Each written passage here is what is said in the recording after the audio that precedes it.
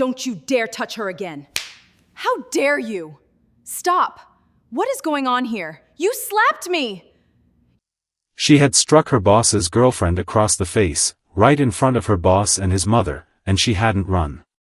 The woman on the floor was stunning, the kind of stunning that comes with a skincare routine and a personal photographer. Her hand was pressed to her cheek. Her eyes weren't crying, they were calculating. Standing over her was Naomi. Gray uniform, white sneakers, breathing like she'd just surfaced from underwater. Her right hand was still warm from the contact. Behind Naomi sat a wheelchair, and in it, a 74-year-old black woman named Dr. Eleanor Whitfield. Her reading glasses lay on the floor. Her left cheek was red, a handprint still fresh. The door opened. Marcus Whitfield walked in, 6'2", suit pressed, phone still in his hand. He took in 3 things in the space of a second. His girlfriend on the floor, his housekeeper standing over her, and his mother with someone's mark still burning on her face. 3 people, 3 different stories, and 10 seconds to decide which one was true. 4 months earlier, Naomi Asante had stepped off a bus from Atlanta with 1 rolling suitcase, a work authorization card, and her grandmother's last words still playing in her head like a voicemail she couldn't bring herself to delete, *, you have strong hands, baby. Use them to lift people, *, she had no idea she would need to use them this way. Naomi stood at the service entrance of a high-rise in Midtown Houston, 26 years old, Ghanaian American, wearing a blazer she'd ironed on a hotel bed using a towel and a flat iron because she couldn't find a real one anywhere. The building had 41 floors, the penthouse took up the entire top. The building manager, Ms. Delgado, walked her up without a smile. The kind of efficient woman who had watched 100 young women come through that door and half of them quit before the month was out. Dr. Whitfield is 74. Retired professor. Paralyzed from the waist down, spinal injury, 2 years ago. She's sharp. She reads everything. She will test you. Naomi thought to herself, my grandmother tested me for 18 years. The room was bright. One entire wall was books. Not decorative books, but red books, cracked spines, folded pages, sticky notes poking out like little yellow flags.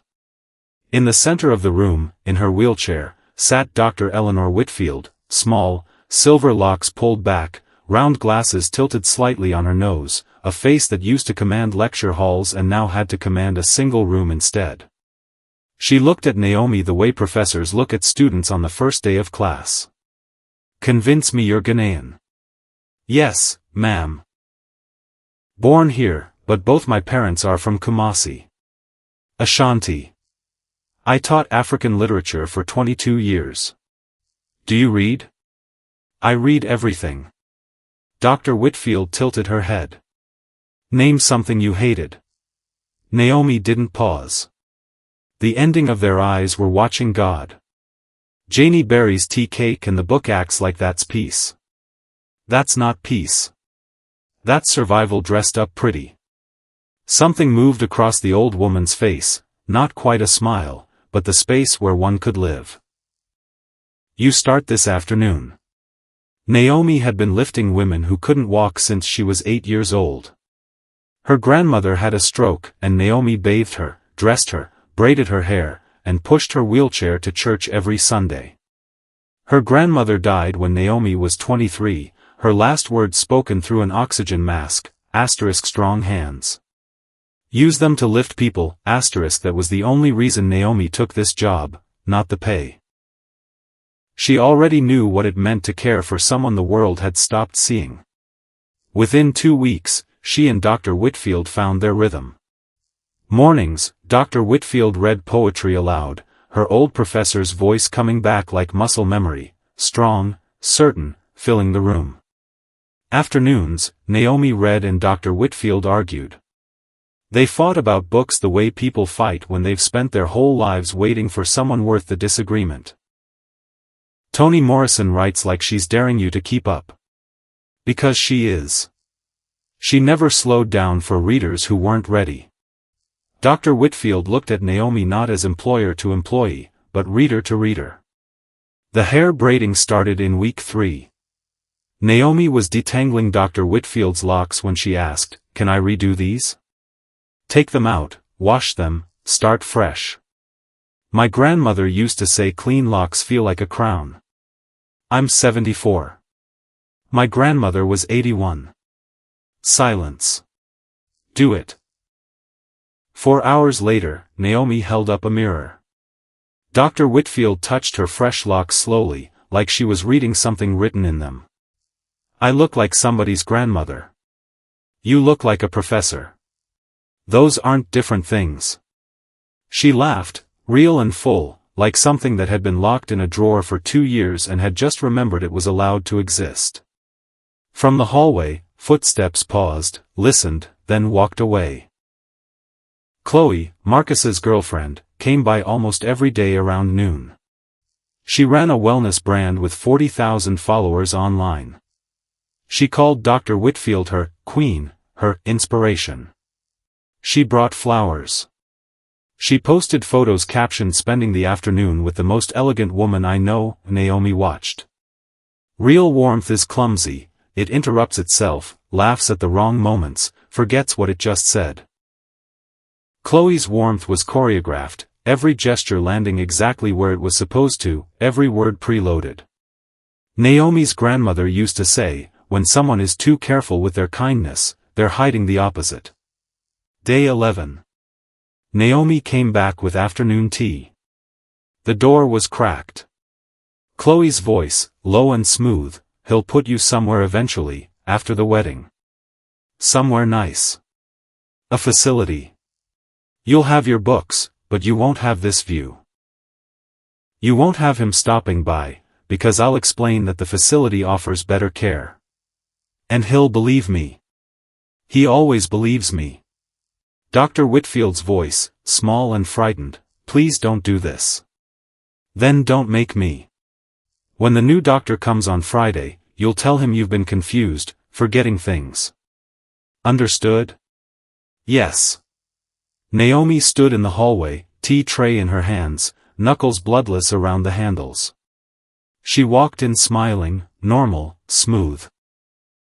Chloe straightened, her smile returning without a flicker. Naomi set down the tray and began to watch. Day 15. While helping Dr. Whitfield change, Naomi saw the bruise on the inside of her upper arm, purple, shaped like 3 fingertips pressed hard. "Wheelchair arms don't leave fingerprints," Naomi said quietly. Dr. Whitfield pulled away. "I bumped it. I bathed my grandmother every day for 15 years. I know the difference between a bump and a grip." The old woman looked at the window.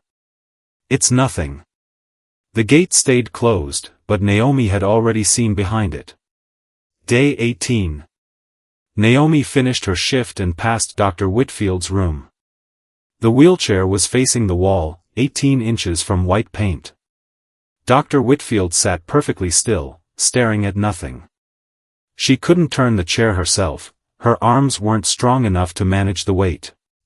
"How long have you been like this? What time is it?" 3:40. "Since 10. Almost 6 hours facing a wall because someone had pointed her there and left." Naomi gripped the handles and turned the chair back toward the window. Afternoon light hit Dr. Whitfield's face, she blinked slowly, like someone surfacing. She said the light was hurting my eyes. Was it? No. Naomi opened the curtains wider, adjusted the lap blanket, and handed her the book from the side table without another word. Dr. Whitfield's hands shook through the first page. By the third, the professor's voice was back. Naomi stood by the window and listened, her jaw clenched so tight it ached. Day 22. The glasses were gone. Naomi searched for 2 days before she found them tucked into the back of a bureau drawer, beneath folded scarves. Chloe had put them there.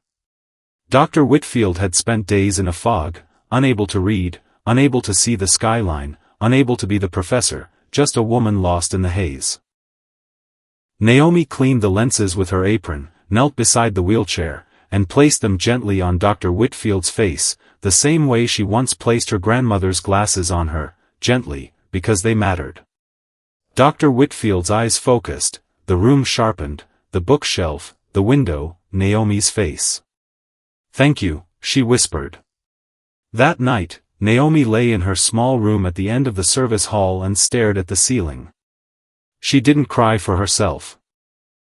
She cried for the woman down the hall who wouldn't. Day 27. Naomi heard it from the corridor, a sharp sound, skin against something hard, then a short, cut-off cry. She opened the door. Chloe was standing beside the wheelchair. Dr. Whitfield's hand lay in her lap, already swelling. Chloe's heel had come down on her fingers. "Naomi, I was just fixing her blanket." The smile was instant, perfect. That night, Naomi wrapped the swollen finger with medical tape and an ice pack. "Tell Marcus," she said. "She'll put me in a home. She's been telling him for months that I'm confused. She brought in a doctor, told him I'm declining. She's building a case to have me declared mentally incompetent. You're the sharpest person I've ever met. It doesn't matter what I am. It matters what she makes him believe I am." Silence. "She's not smarter than you," Naomi said. "She's just meaner.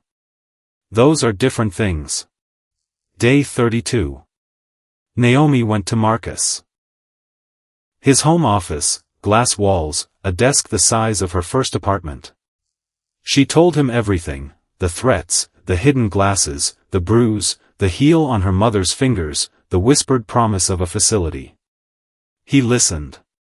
Then he called Chloe. Chloe arrived. The performance began, tears, a voice that sounded like it was breaking, photos pulled up on her phone of her and Dr. Whitfield laughing cheek to cheek.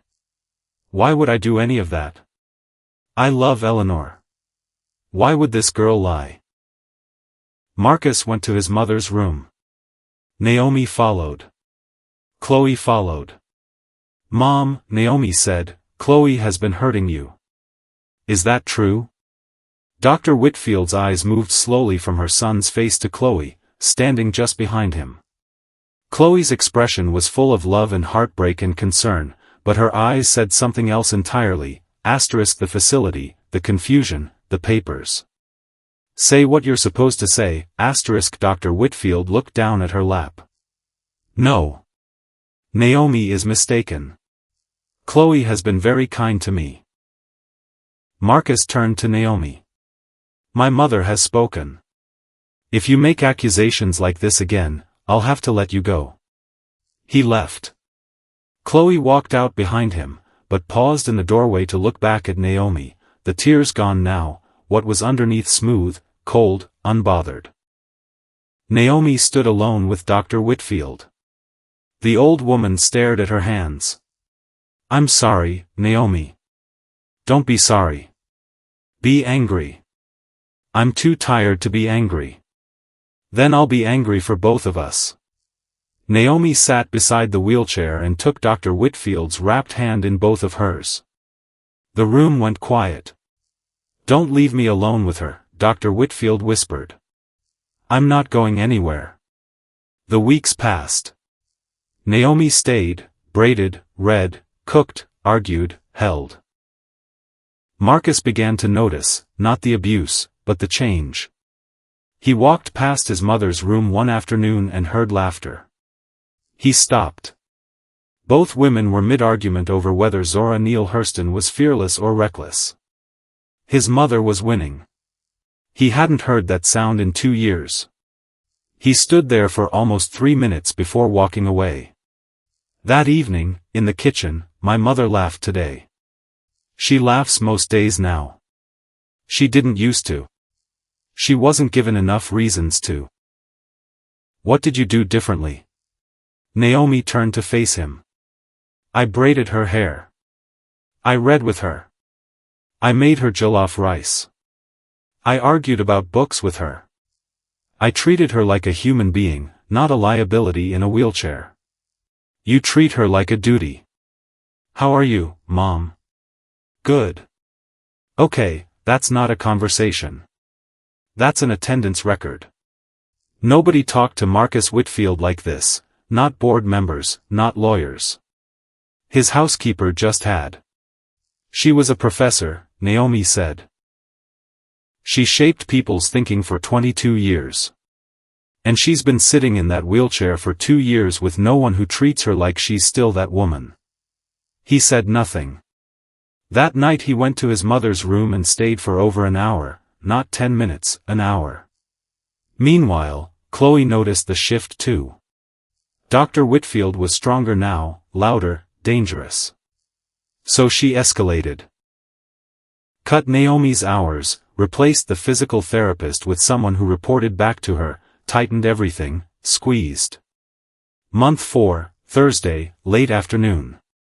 Dr. Whitfield found her professor's voice one last time. I'm going to tell my son what you are. He sat with me last week. He heard me.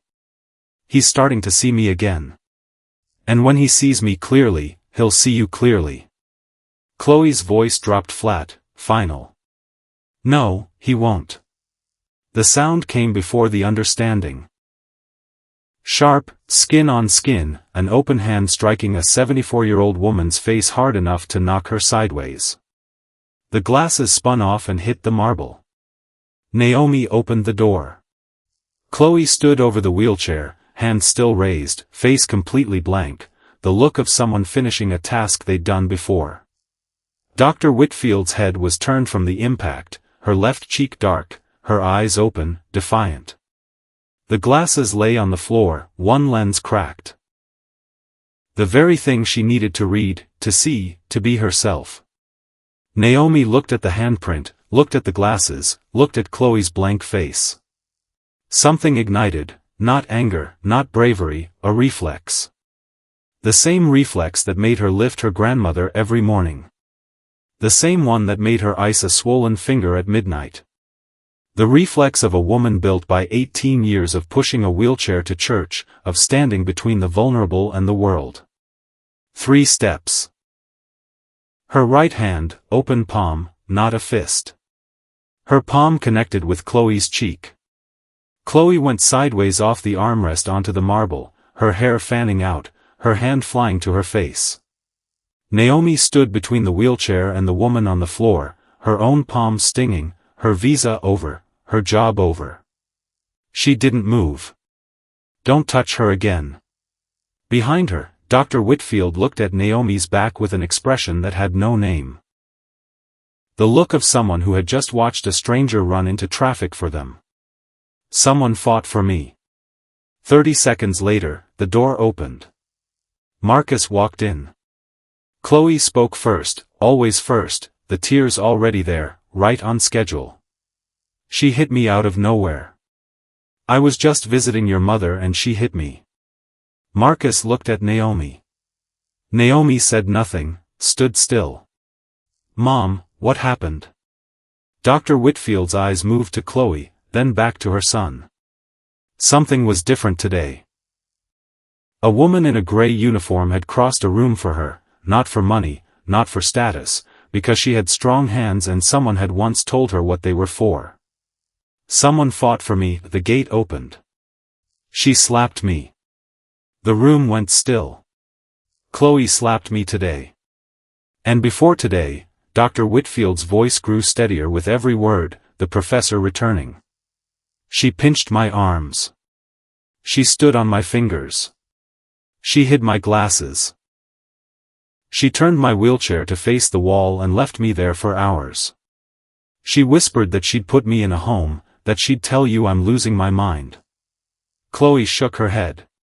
She's confused, Marcus. I told you, she just described a 2-year campaign in precise chronological order.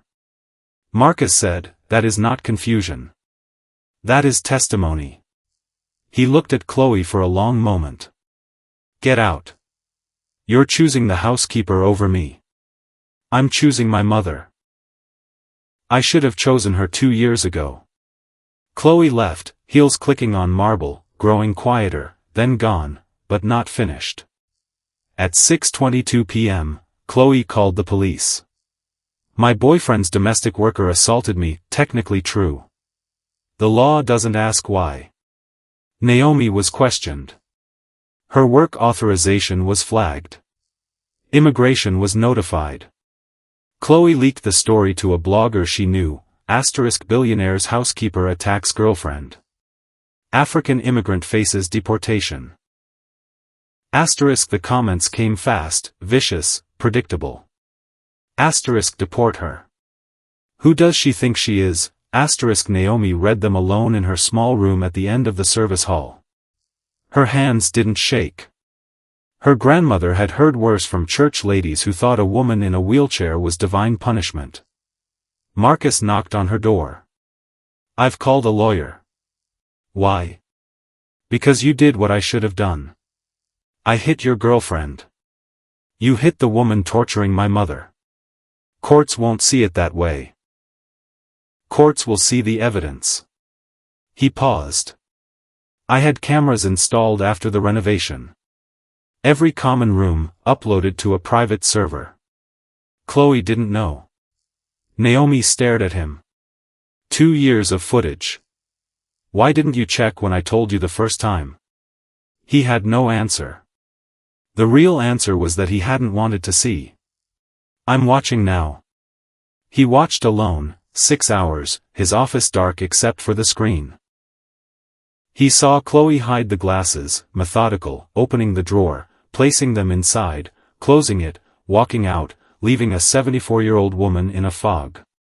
He saw her turn the wheelchair to the wall, watched his mother grip the armrests, try to turn herself, fail, give up, sit for hours facing white paint while the Houston skyline shone behind her.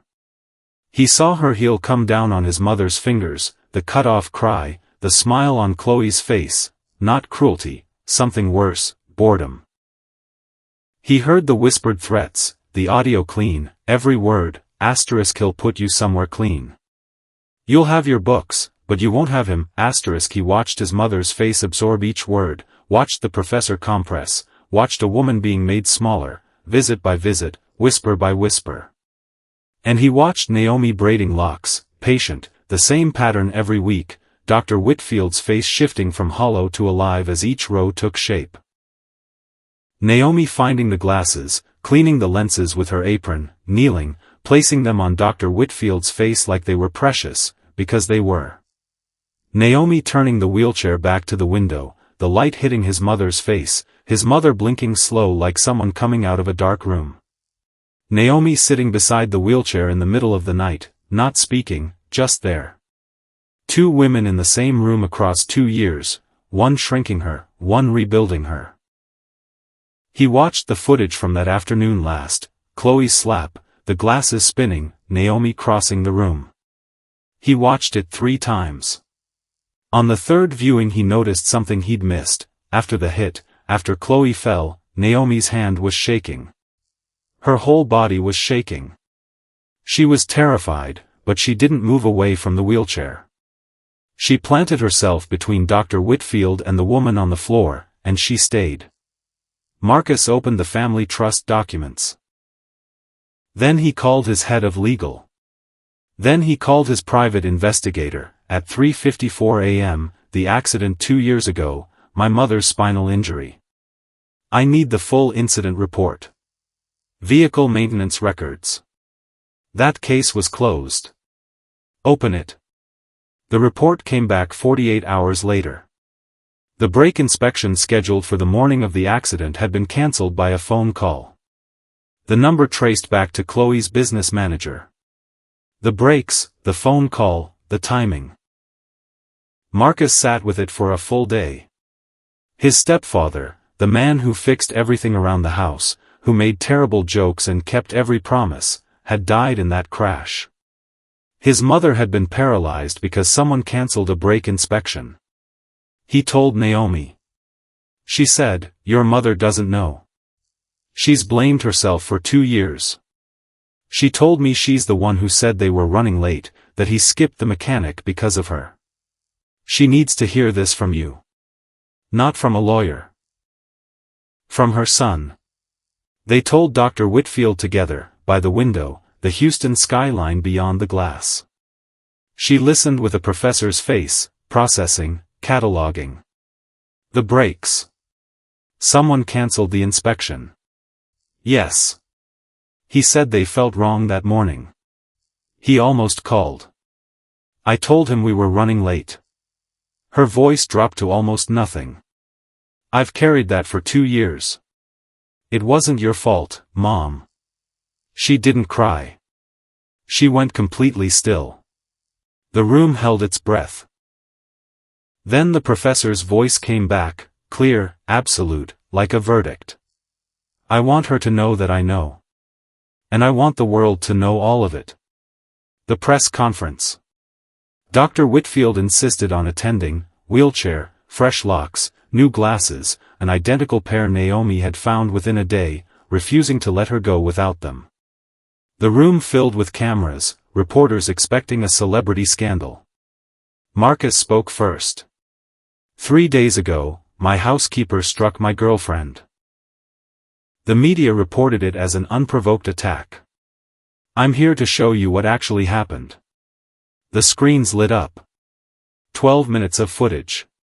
The room watched in silence, the hidden glasses, the wheelchair turned to the wall, the heel on the fingers, audible gasps, the whispered threat scrolling across the screen in subtitles, the psychiatric forms, the facility letter drafted and addressed, waiting on a signature.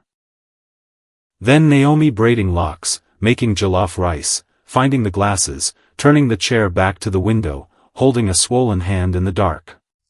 Then the slap, the glasses spinning, Naomi crossing the room. Don't touch her again, the room erupted. Marcus raised one hand. There's more. The trust documents. The filing. The phone call canceling the brake inspection. The connection to Chloe's family firm. The accident that killed his stepfather and paralyzed his mother. Now under reinvestigation. Cameras turned. Dr. Whitfield rolled to the center of the platform. My name is Dr. Eleanor Whitfield. I taught African American literature for 22 years. I am not confused. I am not declining. I am a woman in a wheelchair who was told to be quiet or lose everything. She looked to the side of the room, gray uniform, white sneakers, eyes wet. Today I choose to speak because a young woman, a housekeeper in my son's house, chose to fight for me when I had stopped fighting for myself. She held Naomi's gaze. Naomi Asante struck my abuser. And I wish I'd had the legs to stand up and do it myself. Chloe was investigated for elder abuse, fraud, and potential criminal conspiracy connected to the accident. Her wellness brand went dark overnight. The comments flipped, *protect Naomi. She's the real one. Naomi's charges were dropped by the end of the day. 3 weeks later, Dr. Whitfield's room, morning. Naomi braided her locks, same pattern, same hands. The reading lamp was on, the window faced the garden, the wheelchair bathed in full light. You're staying, Dr. Whitfield said. Not a question. I'm staying. Not as a housekeeper. I'm not sure what else to call it. Companion. Reader. Lock braider. Jollof chef. Friend, if that's not too soft for someone from Kumasi. We're sentimental. We just hide it. So do we. Marcus had offered Naomi a formal position, full salary, benefits, visa sponsorship. She accepted, with one condition: I answer to your mother. Not to you. That seems to be how everything works in this house now, he said. Slow learner. But you're getting there. That evening, Tuesday, Naomi was in the kitchen making jollof rice, the smell filling the whole floor. Marcus sat at the counter and watched her cook. You changed everything in this house. I made rice and braided hair. Your mother did the rest. Silence. I don't know how to do this, he said. Feel something for someone who works here without it being wrong. I don't work in your house. I work for your mother. There's a difference. Is there? She thinks so.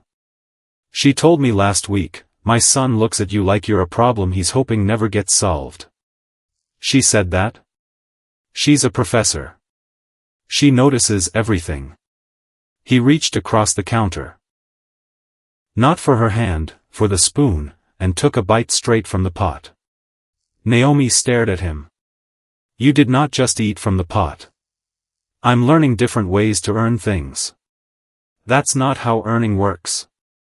Then teach me. She looked at him. He looked at her.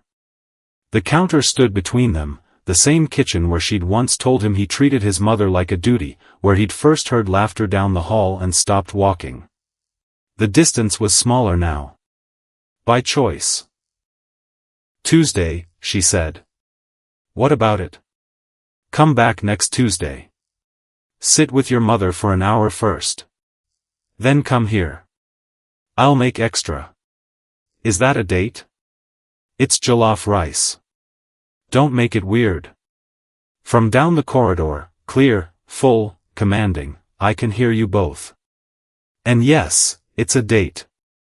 Naomi laughed. Marcus almost smiled. The sound of a 74-year-old professor's voice carrying through a penthouse was the sound of a house finally finding its long way back to being a home. Morning. Dr. Whitfield's room, door open, lamp on, books open, window full of light. She sat in her wheelchair, locks braided, glasses on, reading aloud, African-American poetry, the professor's voice full, unhurried, unsilenced. Naomi sat beside her. She didn't understand every reference. She didn't need to.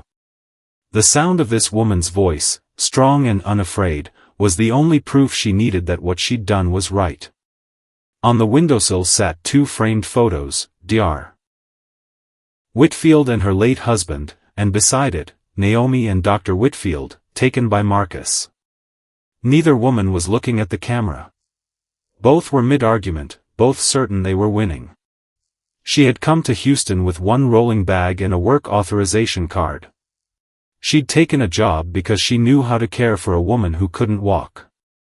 She braided locks. She made jollof rice on Tuesdays.